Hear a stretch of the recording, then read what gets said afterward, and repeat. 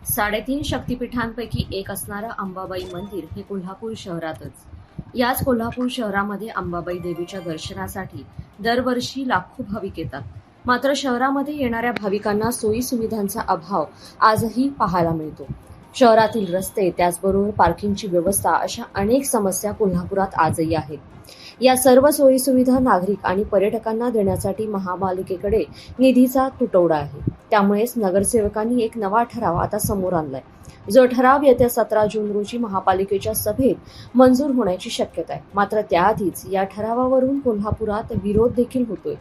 कोल्हापुरात अंबाबाई दर्शनाला येणारे भाविक, पर्यटक यांची संख्या मोठी आहे। तसेच शहरात खरेदीसाठीही परजिल्ह्यातून आणि परराज्यातून अधिक वाहने येतात।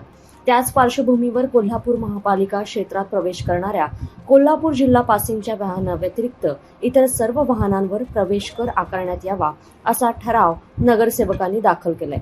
महापालिका प्रशासनाने त्या संदर्भात सविस्तर प्रस्ताव तयार करायचा आहे। 17 जूनच्या महासभेमध्ये यावरती निर्णय होणार आहे। जर महासभेने हिरवा कंदील दाखवला तर या प्रस्तावावर प्रशासनाकडून हालचाली होऊ शकतात। तसेच कोल्हापुरात येणाऱ्या परजिल्ह्यातील आणि परराज्यातील वाहनांना प्रवेश कर देखील द्यावा लागेल।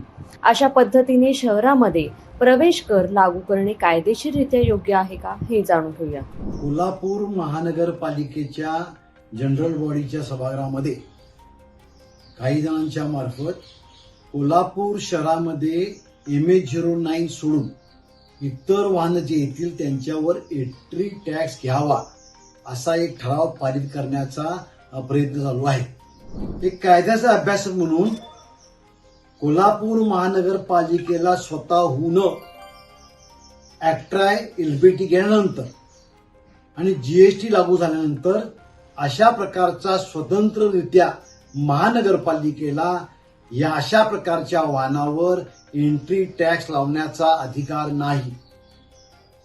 असं कृत्य माझ्या माहितीप्रमाणे हे बेकायदेशीर ठरेल आणि त्यामुळं कोल्हापूर महानगरपालिकेनं अशा प्रकारचा ठराव आणू नये आणि तोंडघशी पडू नये।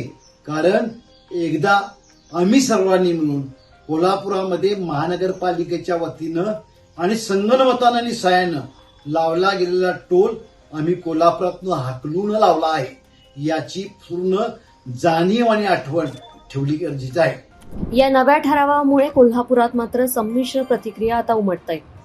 या कर वसुलीसाठी होणारा खर्च, तसेच कोल्हापुरात MH51 हा पासिंग नंबर इचलकरंजी शहराचा आहे। त्यामुळे इचलकरंजी शहरातून रोज कोल्हापूर शहरात कामानिमित्त येणाऱ्या वाहनांची, नागरिकांची संख्या देखील अधिक आहे। त्यामुळे त्यांना देखील प्रवेश कर द्यावा लागणार।